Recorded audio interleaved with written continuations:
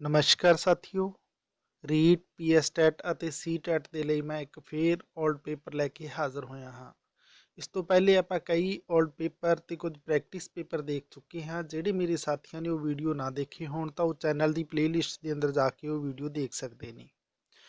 ਅੱਜ ਆਪਾਂ ਇਸ ਦੇ ਅੰਦਰ 15 ਪ੍ਰਸ਼ਨਾਂ ਦੀ ਪ੍ਰੈਕਟਿਸ ਕਰਨੀ ਹੈ ਤੇ ਇਹ ਪਿਛਲੇ ਸਾਲਾਂ ਦੇ ਅੰਦਰ ਰੀਟ ਦੇ ਅੰਦਰ ਪੁੱਛਿਆ ਗਿਆ ਇੱਕ ਪੇਪਰ ਹੈ।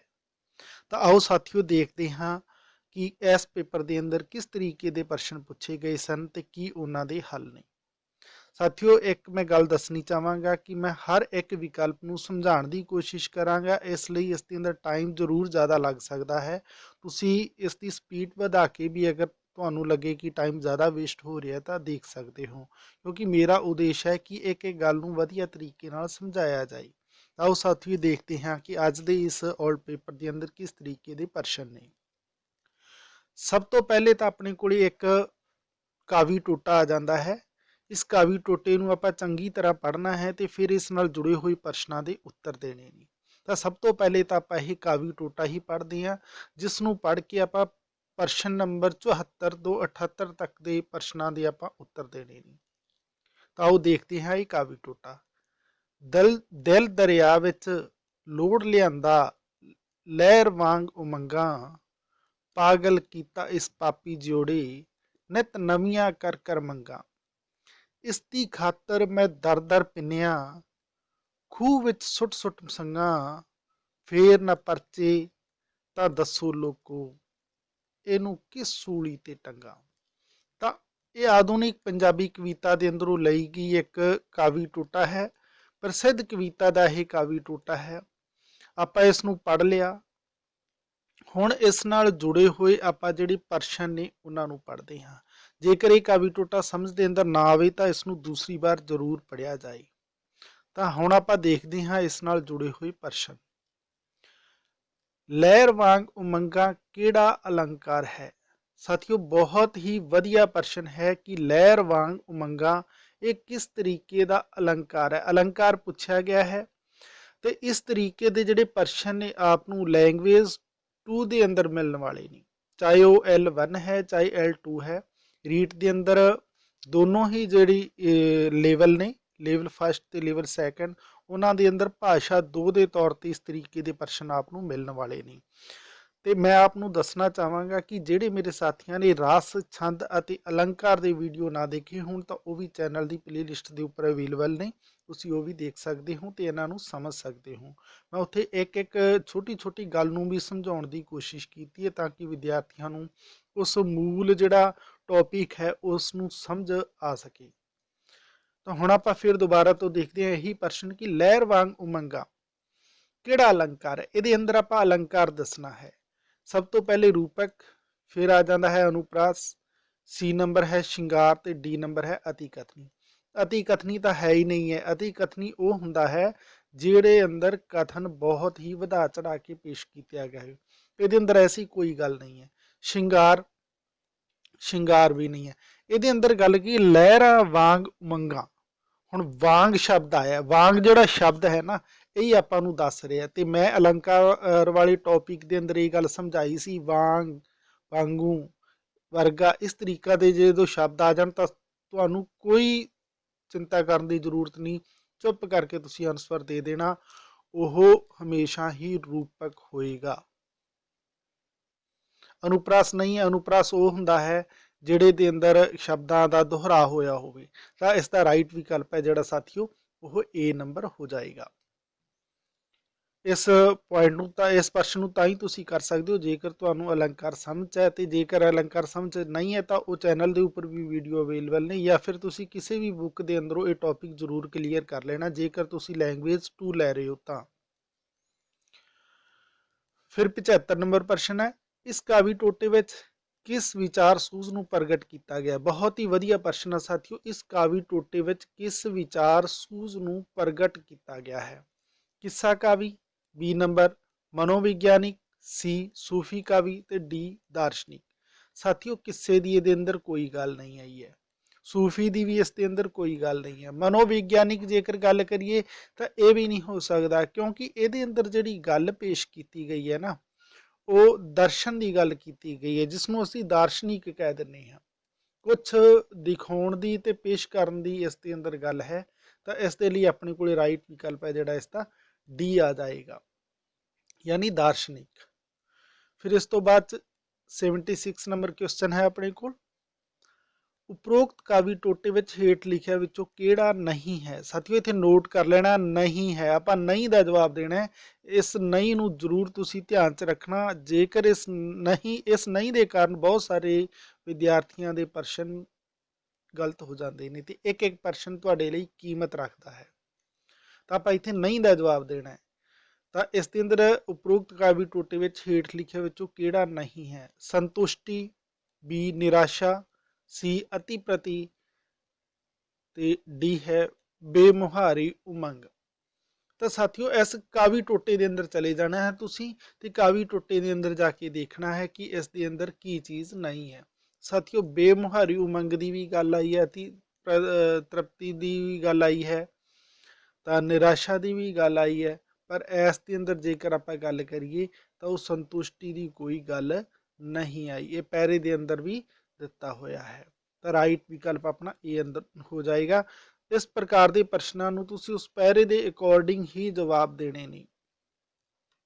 फिर इस तो बाद अपने को 77 नंबर क्वेश्चन है, उपरोक्त कावी टोटे का प्रसंग किस नाल संबंधित है। तो हुण ये आपां दसना है कि ये किहड़े प्रसंग के बारे है। ਜਿਹੜੇ ਸਾਹਿਤਯ ਦੇ ਵਿਦਿਆਰਥੀ ਨੇ, ਲਿਟਰੇਚਰ ਦੇ ਵਿਦਿਆਰਥੀ ਨੇ, ਉਹਨਾਂ ਨੂੰ ਤਾਂ ਇਸ ਬਾਰੇ ਪਤਾ ਹੋਏਗਾ, ਪਰ ਜਿਹੜੇ ਨਹੀਂ ਹੈ ਤਾਂ ਉਹਨਾਂ ਲਈ ਥੋੜੀ ਮੁਸ਼ਕਿਲ ਹੈ। ਪਰ ਆਪਾਂ ਵਿਕਲਪ ਦੇਖਦੇ ਹਾਂ, ਮਨੁੱਖੀ ਮਨ ਦੀ ਧਰਵਾਸ ਨਾਲ, ਬੀ ਨੰਬਰ ਆਪਸ਼ਨ ਹੈ ਬੇਮੁਹਾਰੀ ਉਮੰਗਾਂ ਦੀ ਬੇਅੰਤ ਨਾਲ, ਤੇ ਸੀ ਨੰਬਰ ਹੈ ਲੋਕ ਲਾਜ ਨਾਲ, ਤੇ ਡੀ ਆਪਸ਼ਨ ਆਪਣੇ ਕੋਲ ਆ ਜਾਂਦਾ ਹੈ ਮਨੁੱਖੀ ਮਨ ਦੀਆਂ ਸੰਪੂਰਨ ਹੋਈਆਂ ਉਮੰਗਾਂ ਦੇ ਨਾਲ। ਤਾਂ ਸਾਥੀਓ ਜਿਹੜੀ इस कावी टोटे के प्रसंग की जो आप गल करते हाँ तो उसका विचार आ जाता है बेमुहारी उमंगां की बेतंत नाल।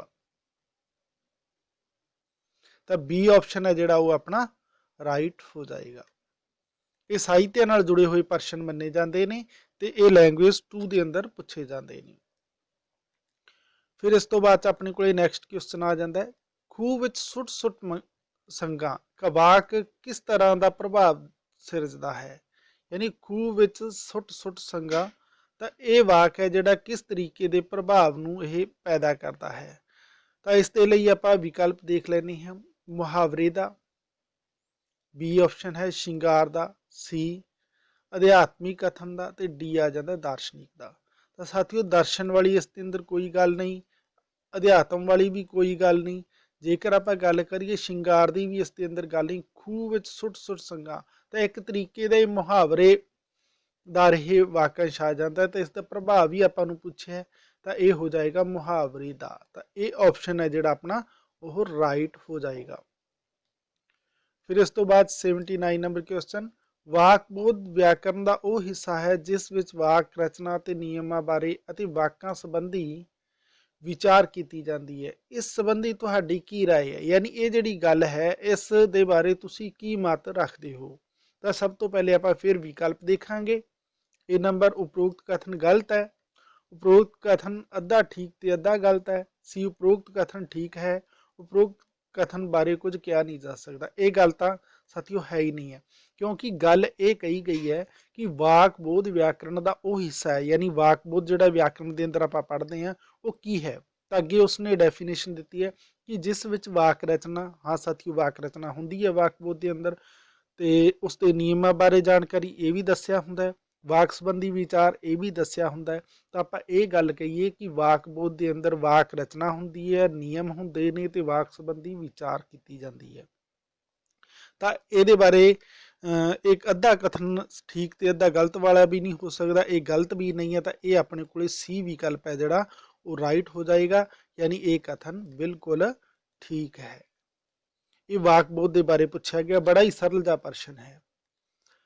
फिर इस तो बाद अपने को अगला प्रश्न आ जाता है, वाहिगुरु सब दा पालनहार है, वाक विच करता कौन है। बहुत ही सरल प्रश्न है साथियों, बिल्कुल सरल, एक तरीके दे फ्री वाले असी नंबर ही कहांगे इसनूं। तो वाहिगुरु सब दा पालनहार है, किस तरीके का ਇਸ ਦੇ ਅੰਦਰ ਆਪਾਂ ਕਰਤਾ ਦੱਸਣਾ ਕਿ ਇਸ ਵਾਕ ਦੇ ਅੰਦਰ ਕਰਤਾ ਕੌਣ ਹੈ। ਪਾਲਣਹਾਰ ਨਹੀਂ ਸਾਥੀਓ। ਵਾਹਿਗੁਰੂ, ਸਭ ਦਾ, ਜਾਂ ਕੋਈ ਨਹੀਂ ਹੋ ਸਕਦਾ। ਪਾਲਣ ਹਾਰ ਵੀ ਨਹੀਂ ਹੈ, ਸਭ ਦਾ ਵੀ ਨਹੀਂ ਹੈ। ਤਾਂ ਇਸ ਦੇ ਅੰਦਰ ਜਿਹੜਾ ਵਾਹਿਗੁਰੂ ਹੈ ਉਹ ਕਰਤਾ ਦੇ ਤੌਰ ਤੇ ਆਇਆ ਹੈ, ਤੇ ਆਪਾਂ ਇਹੀ ਦੱਸਣਾ ਕਿ ਕਰਤਾ ਇਸ ਵਾਕ ਦੇ ਅੰਦਰ ਕੌਣ ਹੈ। ਤਾਂ ਬੀ ਆਪਸ਼ਨ ਹੈ ਜਿਹੜਾ ਉਹ ਆਪਣਾ ਰਾਈਟ ਹੋ ਜਾਏਗਾ। ਫਿਰ 81 ਨੰਬਰ ਪ੍ਰਸ਼ਨ ਆ ਜਾਂਦਾ ਹੈ, ਕਿਸੇ ਭਾਸ਼ਾ ਦੇ ਪੜ੍ਹਨ ਲਿਖਣ ਸੰਬੰਧੀ ਬਣਾਏ ਨਿਯਮਾਂ ਦੇ ਸਮੂਹ ਨੂੰ ਕੀ ਕਿਹਾ ਜਾਂਦਾ ਹੈ। ਬਹੁਤ ਹੀ ਸਰਲ ਹੈ ਕਿ ਕਿਸੇ ਭਾਸ਼ਾ ਦੇ ਪੜ੍ਹਨ ਲਿਖਣ ਸੰਬੰਧੀ ਜਿਹੜੇ ਨਿਯਮ ਬਣਾਏ ਜਾਂਦੇ ਨੇ, ਉਹ ਨਿਯਮ ਜਿਸ ਪੁਸਤਕ ਦੇ ਅੰਦਰ ਦਰਜ ਹੁੰਦੇ ਨੇ ਉਹਨੂੰ ਆਪਾਂ ਇਕੱਲਾ ਸ਼ਬਦ ਨਹੀਂ ਕਹਿੰਦੇ। ਹਾਲਾਂਕਿ ਇਹ ਸ਼ਬਦ ਵੀ ਇੱਕ ਹਿੱਸਾ ਹੈ। ਵਰਨ ਨਹੀਂ ਕਹਿੰਦੇ, ਵਰਨ ਇੱਕ ਹਿੱਸਾ ਹੈ। ਸਵਰ ਇਹ ਵੀ ਇੱਕ ਹਿੱਸਾ ਹੈ, ਪਰ ਉਸ ਸੰਪੂਰਨ ਸਮੂਹ ਨੂੰ ਆਪਾਂ ਕੀ ਕਹਿੰਦੇ ਆ, ਵਿਆਕਰਨ ਆਖਦੇ ਹਾਂ। ਤਾਂ ਡੀ ਆਪਸ਼ਨ ਹੈ ਜਿਹੜਾ ਆਪਣਾ ਸਾਥੀਓ ਉਹ ਰਾਈਟ ਹੋ ਜਾਏਗਾ। ਯਾਨੀ ਵਿਆਕਰਨ ਦੇ ਪੜ੍ਹਨ ਦੇ ਜਿਹੜੇ ਨਿਯਮ ਹੁੰਦੇ ਨੇ ਉਹ ਆਪਾਂ ਨੂੰ ਕਿਸੇ ਭਾਸ਼ਾ ਦੀ ਸ਼ੁੱਧਤਾ ਦੀ ਜਾਣਕਾਰੀ ਦਿੰਦੇ ਨੇ। ਇਸ ਆਧਾਰ ਤੇ ਡੀ ਆਪਸ਼ਨ ਆਪਣਾ ਰਾਈਟ ਹੋ ਜਾਏਗਾ। ਫਿਰ ਇਸ ਤੋਂ ਬਾਅਦ ਆਪਣੇ ਕੋਲੇ ਨੈਕਸਟ ਕੁਐਸਚਨ ਆ ਜਾਂਦਾ ਹੈ, ਵਿਅੰਜਨ ਫੈ ਦਾ ਉਚਾਰਨ ਸਥਾਨ ਕਿਹੜਾ ਹੈ। ਹੁਣ ਇੱਥੇ ਧੁਨੀ ਬੋਧ ਦੇ ਅੰਦਰੋਂ ਪ੍ਰਸ਼ਨ ਪੁੱਛਿਆ ਗਿਆ ਕਿ ਵਿਅੰਜਨ ਜਿਹੜਾ ਫੈ ਹੈ ਇਸ ਦਾ ਉਚਾਰਨ ਸਥਾਨ ਦੱਸਣਾ ਹੈ। ਤਾਂ ਬਿਲਕੁਲ ਸਰਲ ਹੈ, ਤੇ ਇਹ ਧੁਨੀਵਾਦ ਬੋਧ ਵਾਲੇ ਟੌਪਿਕ ਦੇ ਅੰਦਰ ਮੈਂ ਇਹ ਚੀਜ਼ਾਂ ਸਮਝਾਈਆਂ ਵੀ ਨੇ ਕਿ ਕਿਸ ਤਰੀਕੇ ਨਾਲ ਇਹਨਾਂ ਦਾ ਪਤਾ ਲਗਾਇਆ ਜਾ ਸਕਦਾ ਹੈ। ਰੱਟਾ ਲਗਾਉਣ ਦੀ ਕੋਈ ਜ਼ਰੂਰਤ ਨਹੀਂ, ਤੁਸੀਂ ਥੋੜ੍ਹਾ ਜਿਹਾ ਬੋਲ ਕੇ ਦੇਖੋਗੇ ਤਾਂ ਤੁਹਾਨੂੰ ਪਤਾ ਚੱਲ ਜਾਏਗਾ ਕਿ ਇਹ ਜਿਹੜਾ ਵਰਨ ਹੈ ਇਹ ਬੋਲਣ ਵੇਲੇ ਆਪਣੇ ਕਿਹੜੇ ਜਿਹੜੇ ਅੰਗ ਨੇ ਜਿਹੜੇ ਉਹਨਾਂ ਦੀ ਮਦਦ ਲੈ ਰਹੇ ਆ, ਉਹਨਾਂ ਦਾ ਸਪਰਸ਼ ਹੋ ਰਿਹਾ ਹੈ। ਤਾਂ ਆਪਾਂ ਪਹਿਲੇ ਆਪਸ਼ਨ ਦੇਖ ਲੈਂਦੇ ਹਾਂ। ਏ ਦੰਤੀ ਆ ਜਾਂਦਾ ਹੈ, ਬੀ ਦੋ ਹੋਠੀ ਆ ਜਾਂਦਾ ਹੈ, ਸੀ ਤਾਲਵੀ ਆ ਜਾਂਦਾ ਹੈ, ਤੇ ਡੀ ਮੁਰਦਨੀ ਆ ਜਾਂਦਾ ਹੈ। ਸਾਥੀਓ ਇਹ ਬੋਲਣ ਵੇਲੇ ਜਦੋਂ ਆਪਾਂ ਫੈ ਬੋਲਦੇ ਹਾਂ ਤਾਂ ਆਪਣੇ ਬੁੱਲ ਨੇ ਜਿਹੜੇ ਆਪਾਂ ਇਹ ਕਵਾਂਗੇ ਹੋਠ ਨੇ ਜਿਹੜੇ ਉਹ ਕਿਤੇ ਨਾ ਕਿਤੇ ਟੱਚ ਹੋ ਰਹੇ ਨੇ, ਜੁੜ ਰਹੇ ਨੇ, ਤੇ ਫਿਰ ਇਹ ਜਿਹੜੀ ਧੁਨੀ ਹੈ ਉਹ ਉਚਾਰੀ ਜਾ ਰਹੀ ਹੈ। ਤਾਂ ਇਸ ਆਧਾਰ ਤੇ ਨਾ ਤਾਂ ਇਹ ਦੰਤੀ ਹੈ, ਨਾ ਹੀ ਤਾਲਵੀ ਹੈ, ਤੇ ਨਾ ਹੀ ਮੁਰਦਨੀ ਹੈ। ਇਹ ਹੋ ਜਾਏਗਾ ਦੋ ਹੋਠੀ ਹੋ ਜਾਏਗਾ। ਬੀ ਆਪਸ਼ਨ ਹੈ ਜਿਹੜਾ ਆਪਣਾ ਰਾਈਟ ਹੋ ਜਾਏਗਾ। ਫਿਰ ਇਸ ਤੋਂ ਬਾਅਦ 83 ਨੰਬਰ ਪ੍ਰਸ਼ਨ ਆ ਜਾਂਦਾ ਹੈ ਆਪਣੇ ਕੋਲ, ਹੇਠ ਲਿਖਿਆ ਵਿੱਚੋਂ ਕਿਹੜਾ ਵਾਕ ਗਲਤ ਹੈ। ਸਾਥੀਓ ਇੱਥੇ ਨੋਟ ਕਰ ਲੈਣਾ, ਆਪਾਂ ਗਲਤ ਵਾਕ ਦੱਸਣਾ, ਸਹੀ ਨਹੀਂ ਦੱਸਣਾ। ਇਸ ਤਰੀਕੇ ਦੇ ਪ੍ਰਸ਼ਨ ਹੀ ਵਿਦਿਆਰਥੀਆਂ ਨੂੰ ਚਕਮਾ ਦੇ ਜਾਂਦੇ ਨੇ, ਤੇ ਵਿਦਿਆਰਥੀ ਅਕਸਰ ਹੀ ਭਰਮਿਤ ਹੋ ਕੇ ਸਹੀ ਵਾਲੇ ਦਾ ਉੱਤਰ ਦੇਣ ਬੈਠ ਜਾਂਦੇ ਨੇ। ਤਾਂ ਆਪਾਂ ਗਲਤ ਦਾ ਉੱਤਰ ਦੇਣਾ, ਨਾ ਕਿ ਸਹੀ ਦਾ ਉੱਤਰ ਦੇਣਾ। ਇਹ ਨੰਬਰ, ਤੂੰ ਅਜਮੇਰ ਕਦੋਂ ਜਾਵੇਂਗੀ। ਬੀ ਆਪਸ਼ਨ ਹੈ ਕੌਲੀ ਵਿੱਚ ਦੁੱਧ ਹੈ। ਫਿਰ ਸੀ ਆਪਸ਼ਨ ਆ ਜਾਂਦਾ ਹੈ ਮੈਚ ਮੁੰਡੇ ਖੇਡਦੇ ਹਨ, ਤੇ ਡੀ ਆਪਸ਼ਨ ਆ ਜਾਂਦਾ ਹੈ ਕੱਲ ਗਰਮੀ ਸੀ। ਤਾਂ ਸਾਥੀਓ ਇਹਦੇ ਅੰਦਰ ਆਪਾਂ ਜਦੋਂ ਆਪਾਂ ਗਲਤ ਵਾਕ ਦੀ ਚੋਣ ਕਰਦੇ ਹਾਂ ਤਾਂ ਉਹਦੇ ਅੰਦਰ ਆਪਾਂ ਨੂੰ ਜਿਹੜਾ ਵਿਕਲਪ ਮਿਲਦਾ ਹੈ ਉਹ ਆ ਜਾਂਦਾ ਹੈ ਕਿ ਮੈਚ ਮੁੰਡੇ ਖੇਡਦੇ ਹਨ। ਹਮੇਸ਼ਾ ਹੀ ਮੁੰਡੇ ਮੈਚ ਖੇਡਦੇ ਹਨ, ਇਹ ਵਾਕ ਹੋਣਾ ਚਾਹੀਦਾ ਸੀ, ਜਦੋਂ ਕਿ ਇਹ ਨਹੀਂ ਹੈ। ਤੇ ਇਸ ਆਧਾਰ ਤੇ ਆਪਣੇ ਕੋਲ ਸੀ ਜਿਹੜਾ ਵਿਕਲਪ ਹੈ ਉਹ ਰਾਈਟ ਹੋ ਜਾਏਗਾ। ਪਰ ਇਸ ਦੇ ਨਾਲ ਨਾਲ ਬੀ ਆਪਸ਼ਨ ਵੀ ਇਸ ਦੇ ਅੰਦਰ ਰਾਈਟ ਮੰਨਿਆ ਗਿਆ ਸੀ ਐਗਜ਼ਾਮ ਦੇ ਅੰਦਰ, ਤਾਂ ਇਸ ਲਈ ਇਸ ਦੇ ਦੋ ਵਿਕਲਪ ਰਾਈਟ ਮੰਨੇ ਜਾਣਗੇ, ਬੀ ਅਤੇ ਸੀ। ਕਿਉਂਕਿ ਬੀ ਜਿਹੜਾ ਆਪਸ਼ਨ ਹੈ ਉਹ ਰਾਈਟ ਇਸ ਤਰੀਕੇ ਨਾਲ ਮੰਨਿਆ ਜਾਏਗਾ ਕਿ ਦੁੱਧ ਕੌਲੀ ਵਿੱਚ ਹੈ। ਤਾਂ ਇਸ ਆਧਾਰ ਤੇ ਬੀ ਤੇ ਸੀ ਆਪਸ਼ਨ ਨੇ ਜਿਹੜੇ ਦੋਨੋਂ ਇਸ ਪ੍ਰਸ਼ਨ ਦੇ ਜਿਹੜੇ ਉਹ ਆਪਾਂ ਕਹਿ ਸਕਦੇ ਹਾਂ ਰਾਈਟ ਵਿਕਲਪ ਨੇ। ਤੇ ਦੂਜੇ ਸ਼ਬਦਾਂ 'ਚ ਕਹੀਏ ਤਾਂ ਇਹ ਜਿਹੜੇ ਵਾਕ ਨੇ ਜਿਹੜੇ ਸ਼ੁੱਧ ਨਹੀਂ ਹੈ, ਇਹ ਗਲਤ ਵਾਕ ਹੈ। ਸਹੀ ਵਾਕ ਇਸ ਤਰੀਕੇ ਹੋਣੇ ਚਾਹੀਦੇ ਸੀ ਕਿ ਦੁੱਧ ਕੌਲੀ ਵਿੱਚ ਹੈ, ਤੇ ਸੀ ਆਪਸ਼ਨ 'ਚ ਹੋਣਾ ਚਾਹੀਦਾ ਮੁੰਡੇ ਮੈਚ ਖੇਡਦੇ ਹਨ। ਜਦੋਂ ਕਿ ਕੱਲ ਗਰਮੀ ਹੈ, ਇਹ ਸਹੀ ਹੈ, ਤੇ ਤੂੰ ਅਜਮੇਰ ਕਦੋਂ ਜਾਵੇਂਗੀ ਇਹ ਗੱਲ ਵੀ ਸਹੀ ਹੈ। ਤੇ ਬੀ ਤੇ ਸੀ ਆਪਸ਼ਨ ਨੇ ਜਿਹੜੇ ਇਸ ਤੇ ਰਾਈਟ ਹੋ ਜਾਣਗੇ। ਫਿਰ 84 ਨੰਬਰ ਪ੍ਰਸ਼ਨ ਆਪਣੇ ਕੋਲੇ ਆ ਜਾਂਦਾ ਹੈ, ਇਸ ਨੂੰ ਆਪਾਂ ਦੇਖ ਲੈਂਦੇ ਹਾਂ। ਕੁੱਜੇ ਵਿੱਚ ਸਮੁੰਦਰ ਬੰਦ ਕਰਨਾ ਮੁਹਾਵਰੇ ਦਾ ਅਰਥ ਹੈ। ਕੁੱਜੇ ਵਿੱਚ ਸਮੁੰਦਰ ਬੰਦ ਕਰਨਾ, ਇਸ ਮੁਹਾਵਰੇ ਦਾ ਕੀ ਅਰਥ ਹੈ। ਪਹਿਲੇ ਆਪਾਂ ਵਿਕਲਪ ਦੇਖਦੇ ਹਾਂ। ਵੱਡੀ ਗੱਲ ਨੂੰ ਸੰਖੇਪ ਵਿੱਚ ਕਹਿਣਾ, ਬੀ ਕੁੱਜੇ ਦੀ ਪ੍ਰਸ਼ੰਸਾ ਕਰਨਾ, ਸੀ ਸਮੁੰਦਰ ਦੀ ਗਹਿਰਾਈ ਨਾਪਣਾ, ਡੀ ਕੁੱਜੇ ਨੂੰ ਪਾਣੀ ਨਾਲ ਤਰ ਕਰਨਾ। ਤਾਂ ਸਾਥੀਓ ਕੁੱਜੇ ਵਿੱਚ ਸਮੁੰਦਰ ਬੰਦ ਕਰਨਾ, ਇਹਦਾ ਮਤਲਬ ਇਹ ਹੁੰਦਾ ਹੈ ਕਿ ਵੱਡੀ ਗੱਲ ਨੂੰ ਸੰਖੇਪ ਵਿੱਚ ਕਹਿਣਾ। ਇਹ ਆਪਸ਼ਨ ਹੈ ਜਿਹੜਾ ਇਸ ਦਾ ਰਾਈਟ ਹੋ ਜਾਏਗਾ। ਯਾਨੀ ਕੁੱਜੇ ਵਿੱਚ ਸਮੁੰਦਰ ਬੰਦ ਕਰਨ ਦਾ ਅਰਥ ਹੋਇਆ ਕਿ ਬਹੁਤ ਵੱਡੀ ਗੱਲ ਨੂੰ ਆਪਾਂ ਸੰਖੇਪ, ਬਿਲਕੁਲ ਸਰਲ ਤੇ ਛੋਟੇ ਜਿਹੇ ਸ਼ਬਦ, ਘੱਟ ਸ਼ਬਦਾਂ ਦੇ ਅੰਦਰ ਉਸ ਨੂੰ ਬਿਆਨ ਕਰ ਦੇਣਾ। ਤਾਂ ਇਹ ਆਪਸ਼ਨ ਹੈ ਇਸ ਦਾ ਆਪਣੇ ਕੋਲੇ ਰਾਈਟ ਆਨਸਰ ਹੋ ਗਿਆ। ਫਿਰ ਇਸ ਤੋਂ ਬਾਅਦ ਆਪਣੇ ਕੋਲੇ ਜਿਹੜਾ ਨੈਕਸਟ ਕੁਐਸਚਨ ਆ ਜਾਂਦਾ ਹੈ ਉਹ ਆ ਜਾਂਦਾ ਹੈ 85 ਨੰਬਰ ਆ ਜਾਂਦਾ ਹੈ। ਇਸ ਨੂੰ ਆਪਾਂ ਦੇਖਦੇ ਹਾਂ। ਭਾਸ਼ਾ ਅਧਿਆਪਨ ਦੀਆਂ ਆਧੁਨਿਕ ਵਿਧੀਆਂ ਵਿੱਚੋਂ ਹੇਠ ਲਿਖੀਆਂ ਵਿੱਚੋਂ ਕਿਹੜੀ ਵਿਧੀ ਹੁਣ ਵਧੇਰੇ ਨਹੀਂ ਵਰਤੀ ਜਾਂਦੀ? ਹੁਣ ਵਧੇਰੇ ਨਹੀਂ ਵਰਤੀ ਜਾਂਦੀ। ਆਪਾਂ ਇਹ ਦੱਸਣਾ ਹੈ ਕਿ ਜਿਹੜੀ ਭਾਸ਼ਾ ਅਧਿਆਪਨ ਦੀਆਂ ਵਿਧੀਆਂ ਹੈ ਉਹਦੇ ਅੰਦਰੋਂ ਜ਼ਿਆਦਾਤਰ ਅੱਜ ਕੱਲ੍ਹ ਕਿਹੜੀ ਵਿਧੀ ਹੈ ਜਿਹੜੀ ਜਿਸ ਦੀ ਵਰਤੋਂ ਨਹੀਂ ਕੀਤੀ ਜਾਂਦੀ। ਤਾਂ ਇਸ ਲਈ ਵਿਕਲਪ ਦੇਖ ਲੈਂਦੇ ਹਾਂ। ਕਿੰਡਰਗਾਰਟਨ ਵਿਧੀ, ਬੀ ਆਪਸ਼ਨ ਹੈ ਮਾਂਟੇਸਰੀ ਵਿਧੀ, ਸੀ ਆਪਸ਼ਨ ਹੈ ਵਿਆਖਿਆ ਅਧਿਆਪਨ ਵਿਧੀ, ਤੇ ਡੀ ਆ ਜਾਂਦਾ ਪ੍ਰੋਜੈਕਟ ਵਿਧੀ। ਸਾਥੀਓ ਪ੍ਰੋਜੈਕਟ ਵਿਧੀ ਆਪਣੀ ਚੱਲ ਰਹੀ ਹੈ। ਮਾਂਟੇਸਰੀ ਵਿਧੀ ਦੀ ਵਰਤੋਂ ਕਰਨ ਦੀ ਹਦਾਇਤ ਦਿੱਤੀ ਹੈ ਵਿਦਵਾਨਾਂ ਨੇ। ਕਿੰਡਰਗਾਰਟਨ ਵਿਧੀ ਛੋਟੇ ਬੱਚਿਆਂ ਦੇ ਲਈ ਵੀ ਵਰਤੀ ਜਾਂਦੀ ਹੈ, ਜਦੋਂ ਕਿ ਵਿਆਖਿਆ ਅਧਿਆਪਨ ਵਿਧੀ ਦੀ ਵਰਤੋਂ ਅੱਜ ਕੱਲ੍ਹ ਵਧੇਰੇ ਨਹੀਂ ਕੀਤੀ ਜਾਂਦੀ। ਵਧੇਰੇ ਨਹੀਂ ਕੀਤੀ ਜਾਂਦੀ, ਇਹ ਆਪਸ਼ਨ ਹੈ ਜਿਹੜਾ ਆਪਣਾ, ਆਪਾਂ ਇਹ ਕਹਾਂਗੇ ਕਿ ਇਸ ਦੀ ਵਰਤੋਂ ਵਧੇਰੇ ਨਹੀਂ ਕੀਤੀ ਜਾਂਦੀ। ਸੀ ਆਪਸ਼ਨ ਹੈ ਜਿਹੜਾ ਉਹ ਰਾਈਟ ਹੋ ਜਾਏਗਾ। ਬਾਕੀ ਤਿੰਨਾਂ ਦੀ ਵਰਤੋਂ ਆਮ ਪ੍ਰਚਲਨ ਦੇ ਅੰਦਰ ਹੈ, ਪਰ ਇਸ ਦੀ ਵਰਤੋਂ ਹੈ ਜਿਹੜੀ ਜ਼ਿਆਦਾਤਰ ਨਹੀਂ ਹੈ ਇਹਨਾਂ ਦੀ ਤੁਲਨਾ ਦੇ ਅੰਦਰ। ਤਾਂ ਸੀ ਆਪਸ਼ਨ ਹੈ ਜਿਹੜਾ ਆਪਣੇ ਕੋਲ ਰਾਈਟ ਹੋ ਜਾਏਗਾ। ਫਿਰ 86 ਨੰਬਰ ਕੁਐਸਚਨ ਹੈ, ਮਾਤ ਭਾਸ਼ਾ ਦਾ ਅਧਿਆਪਨ ਕਰਦੇ ਸਮੇਂ ਕਿਸ ਗੱਲ ਨੂੰ ਧਿਆਨ ਵਿੱਚ ਰੱਖਣਾ ਚਾਹੀਦਾ ਹੈ? ਮਾਤ ਭਾਸ਼ਾ ਦਾ ਅਧਿਆਪਨ ਕਰਦੇ ਸਮੇਂ ਕਿਸ ਗੱਲ ਨੂੰ ਧਿਆਨ ਵਿੱਚ ਰੱਖਣਾ ਚਾਹੀਦਾ ਹੈ? ਹੁਣ ਵਿਕਲਪ ਦੇਖ ਲੈਣੇ ਆ ਆਪਾਂ।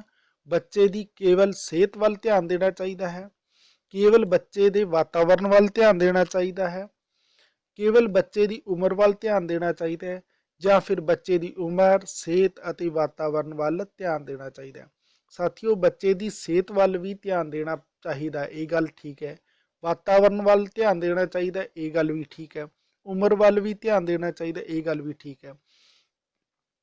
ਜਦੋਂ ਕਿ ਆਪਾਂ ਨੂੰ ਇਹ ਪੁੱਛਿਆ ਗਿਆ ਕਿ ਸਹੀ ਵਿਕਲਪ ਕਿਹੜਾ ਹੈ, ਤਾਂ ਇਹ ਤਿੰਨੇ ਗੱਲਾਂ ਦੀ ਪੂਰਤੀ ਡੀ ਵਿਕਲਪ ਕਰ ਰਿਹਾ। ਤਾਂ ਆਪਣਾ ਰਾਈਟ ਆਨਸਰ ਹੈ ਜਿਹੜਾ ਉਹ ਡੀ ਮੰਨਿਆ ਜਾਏਗਾ, ਨਾ ਕਿ ਇਹ ਤਿੰਨੋਂ ਮੰਨੇ ਜਾਣਗੇ, ਕਿਉਂਕਿ ਇਸ ਦੇ ਅੰਦਰ ਸਾਰੀਆਂ ਗੱਲਾਂ ਨੇ ਤੇ ਸਭ ਤੋਂ ਢੁਕਵਾਂ ਉੱਤਰ ਦੇਣਾ ਹੁੰਦਾ ਹੈ ਆਪਾਂ। ਹਾਲਾਂਕਿ ਇਹ ਤਿੰਨੋਂ ਵੀ ਸਹੀ ਨੇ, ਪਰ ਤਿੰਨਾਂ ਦੀ ਜਿਹੜੀ ਗੱਲ ਆ ਉਹ ਇਸ ਦੇ ਅੰਦਰ ਆ ਗਈ, ਇਸ ਲਈ ਢੁਕਵਾਂ ਉੱਤਰ ਆਪਣਾ ਡੀ ਨੰਬਰ ਵਿਕਲਪ ਹੋ ਜਾਏਗਾ।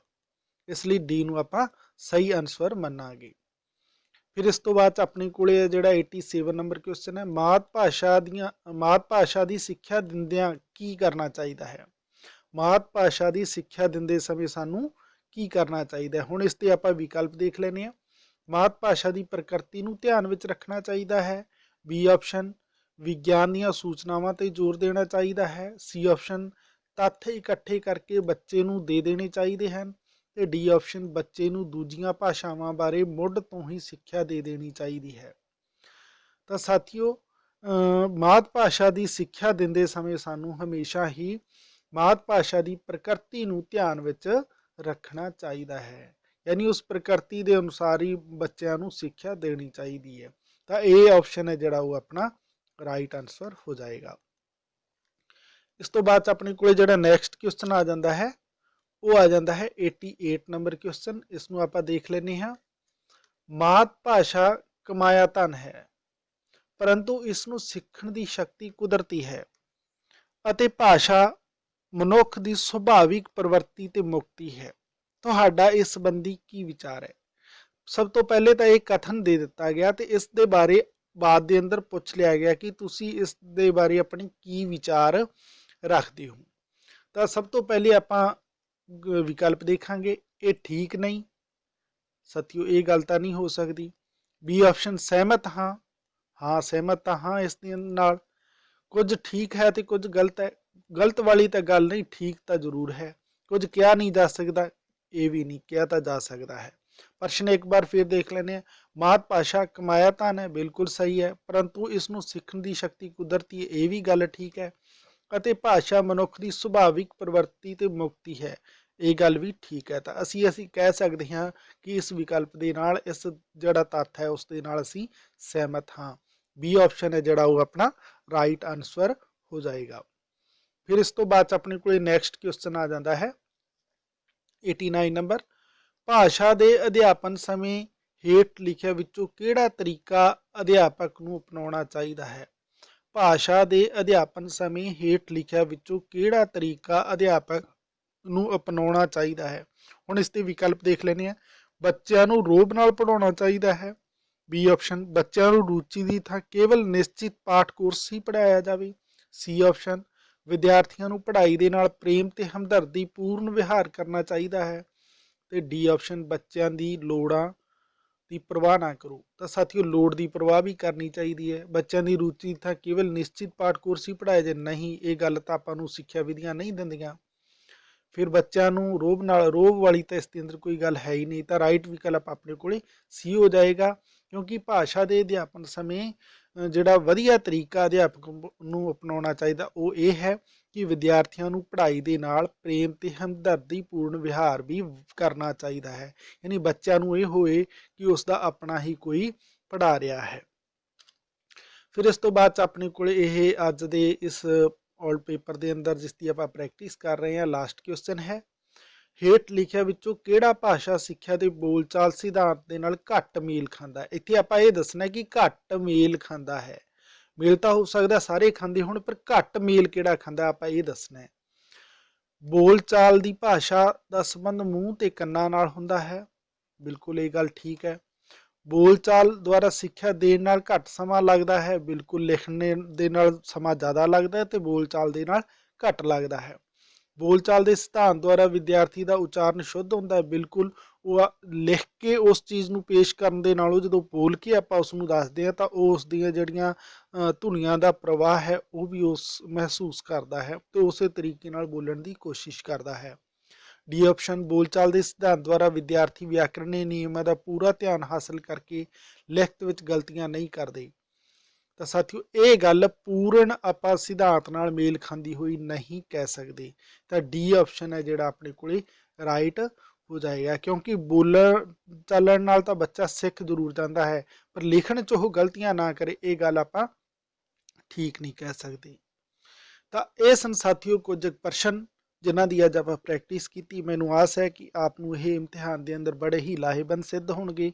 ਫਿਰ ਵੀ ਇਸ ਸੰਬੰਧੀ ਆਪਦੇ ਕੋਈ ਸੁਝਾਅ ਹੋਣ ਤਾਂ ਜ਼ਰੂਰ ਲਿਖ ਦੇਣਾ। ਇਸੇ ਤਰੀਕੇ ਨਾਲ ਮਿਹਨਤ ਜਾਰੀ ਰੱਖੋ ਤੇ ਮੈਂ ਆਪਦੇ ਲਈ ਇੱਕ ਹੋਰ ਵੀਡੀਓ ਅਗਲੇ ਟਾਈਮ ਲੈ ਕੇ ਹਾਜ਼ਰ ਹੋਵਾਂਗਾ। ਉਦੋਂ ਤੱਕ ਦੇ ਲਈ ਧੰਨਵਾਦ ਸਾਥੀਓ।